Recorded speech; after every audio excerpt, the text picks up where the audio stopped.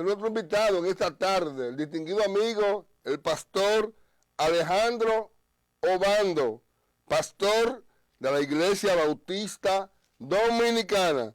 También es presidente del Frente de Cultos del Partido de la Liberación Dominicana, un importante dirigente del PLD.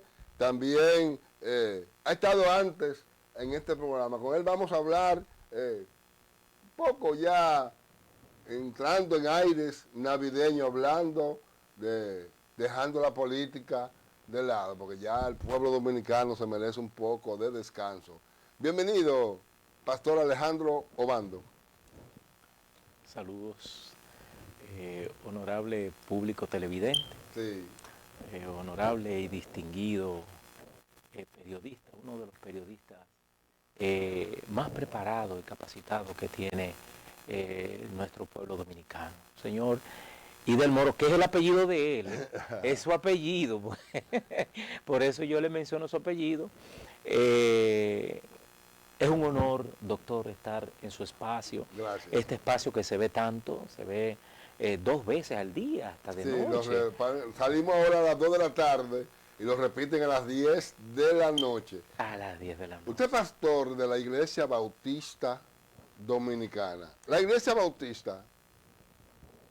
La Iglesia Bautista, la sede principal está en los Estados Unidos. Sí. En los Estados Unidos, la Iglesia Bautista es un bastión. Después la Iglesia Pentecostal, por lo general, la Iglesia Bautista ha tenido 7 presidentes de los Estados Unidos. Quiero que han pertenecido a nuestra iglesia. Los Bush, y Bill Clinton y Barack Hussein Obama han sido miembros de nuestras iglesias. Aquí en la República Dominicana, que es un país más diverso, no hemos tenido ahora mismo presidentes que sean de parte de nosotros, pero sí hemos tenido regidores que son miembros de nuestra iglesia, son miembros de nuestra ley, señor Idel Moro. ¿La Iglesia Bautista es una iglesia protestante? Sí, doctor, es una iglesia protestante porque nosotros venimos cuando la reforma de ese gran hombre de Dios, Martín Lutero, Calvino, Wycliffe, entre otros, sacerdotes que no hicieron nada incorrecto, lo único que trataron de que en la iglesia se predicara la verdad. ¿Cuál era la verdad? Que todos pudiesen tener una Biblia en sus casas y que no se predicara la palabra de Dios en la iglesia en latín. Porque antes, doctor, antes se predicaba en latín, no se permitía que un feligrés estuviera una Biblia en su casa. Se persiguió a los que tradujeron la Biblia. Estamos hablando de la religión católica, que tenía el monopolio de la fe. Exactamente. Desde ese tiempo que nace reformadores. Martín Lutero, que protestan, ¿cómo va a ser que las cosas se estén haciendo así? Si debería ser democratizar la religión, el evangelio. Exacto. La iglesia bautista es una iglesia evangélica. Sí, señor. La iglesia bautista es una iglesia evangélica, es una iglesia que estamos en la gran mayoría de los países del mundo. La parte de nosotros es llevar el evangelio y predicar el evangelio a toda nación, tribu, lengua y pueblo. Estar unidos, tenemos en la mayoría de los países que estamos, tenemos también hospitales, clínicas, tenemos también avionetas para poder llevar ayudas a países humildes como África,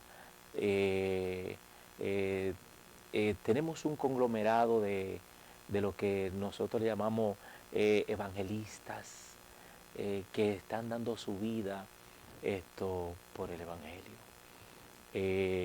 Yo les decía, doctor, que antes se daba, volviendo solamente a este temita, se predicaba la Iglesia Católica en latín y el sacerdote Sí.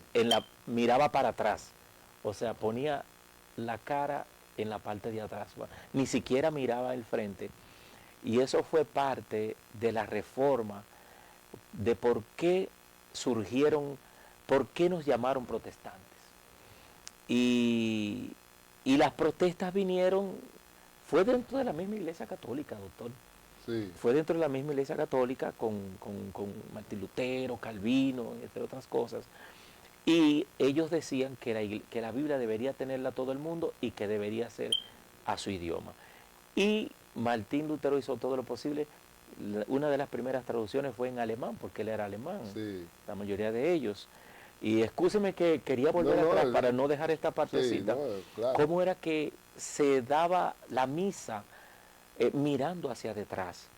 Y en una lengua que, por cierto, latín, que todavía Que no la dominaba la mayoría de la población. a nivel mundial no la dominaba, incluso gracias a Dios que por medio a esa reforma, hoy en toda casa hay 2 o 3 Biblias, ya usted puede socializar, empatizar, hablar con el pastor, escuchar el mensaje, entre otras cosas, gracias a esos reformadores que lo único que hicieron fue no rebelarse contra la Iglesia Católica, sino que lo único que hicieron fue, doctor, tratar de que hubiese un pequeño cambio. Pero las prácticas que se estaban realizando en ese tiempo en la Iglesia Católica, se vendían indulgencias, el perdón. Usted compraba el perdón. Sí, sí. Una de las dogmas, se puede decir, de la Iglesia Bautista es que el perdón viene por el arrepentimiento personal.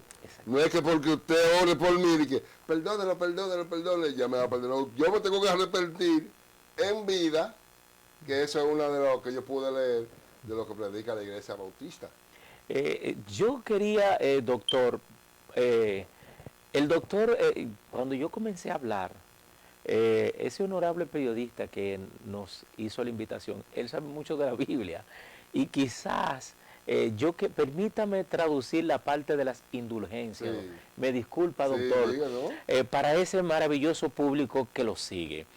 Las indulgencias la provocaron algunos sacerdotes porque la Iglesia Católica estaba haciendo estaba haciendo templos suntuosos, lo que se le llaman catedrales.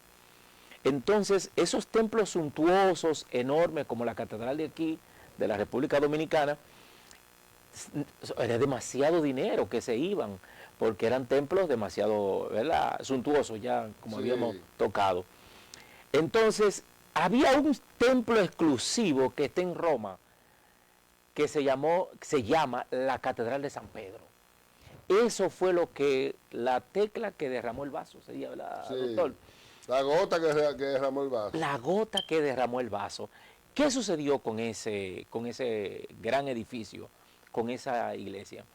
Esa iglesia se iba tanto dinero que a un sacerdote se le ocurrió vender el perdón, pero no lo ponían vender el perdón para que no chocar con las creencias de cada quien y que la gente se sorprendiera. Le pusieron indulgencia.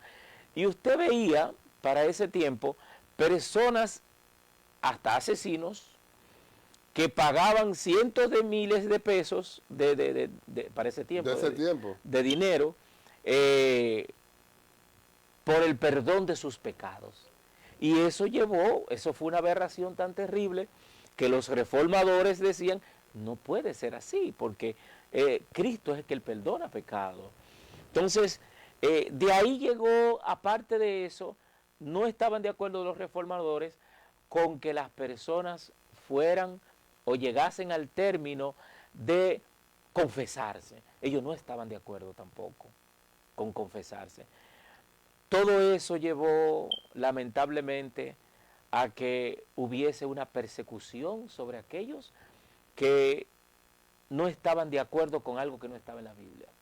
Se Sí, porque inventaron las la cruzadas. Iglesia Católica estaba unida al poder político, al poder militar. Esa era una táctica maravillosa que tenía la Iglesia Católica para ese tiempo, ser amigo del poder. Sí. Ser amigo del poder hay que tener en cuenta muchos factores, porque cuando tú eres amigo del poder, porque recibes una dádiva, tiene muchas veces que quedarte callado con algo malo que ese gobierno Sí, está ¿qué haciendo. está haciendo? Y no debería ser así. Debe haber una diferencia como lo hubo en Juan el Bautista. Juan el Bautista llegó un momento que le dijo al emperador de ese tiempo, Herodes, oye, tú estás viviendo con la mujer de tu hermano. O sea, tú le estás pegando cuerno a tu hermano con su mujer y no te es lícito, porque tú tienes tu esposa. ¿Y qué hizo el rey? El emperador para ese tiempo lo mandó a matar. A Juan el Bautista. A Juan el Bautista. Le mandó a cortar la cabeza, claro, por medio de la mujer De que la le mujer gustaba que el can. lo enchinchó. Exactamente. Fue un engranaje tremendo, lamentable. La reforma vino a ayudar a muchas personas. Aumentó la fe. ¿Qué provocó eso? Que Juan Hus lo quemaron en una hoguera, o sea, por supuestamente ser hereje, por estar predicando algo que no estaba en la Biblia, y estaba en la Biblia. Nunca se me va a olvidar, cuando estudié teología, cuando lo ponían en un palo harto y lo llenaban de madera. Sí, una hoguera. Y lo amarraban allá arriba, le echaban un aceite, una manteca, y le decían, ¿tú claudicas? ¿Te arrepientes de lo que predicaste? Él decía, no. Ah, pues te vamos a prender fuego. Entonces, ese reformador, dicen los escritores, está escrito, que él cantaba una canción que decía, Jesús, hijo de David, ten misericordia de mí. Jesús, hijo de David, ten misericordia de mí, hasta que se apagó su voz. ¿Por qué? Solamente porque ellos estaban de acuerdo con que la palabra de Dios se llevara al mismo idioma. Hay muchos factores, doctor, en la parte bíblica, de lo que pasó, de lo que se inventaron para poder llevar adelante, para poder hacer ese templo suntuoso, majestuoso, que es la Catedral de San Pedro, que es una de las catedrales más maravillosas, más majestuosas de la Iglesia Católica. Después, la posición cambió, doctor. Entonces, ahora no están haciendo esos templos suntuosos. Ahora, en los barrios, hacen iglesias más pequeñas en todos los países del mundo.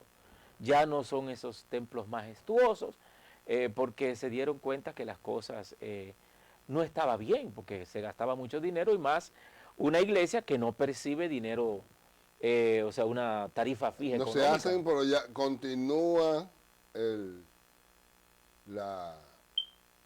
Papa allá en Roma, rodeado de oro, de riquezas, de esculturas costosísimas.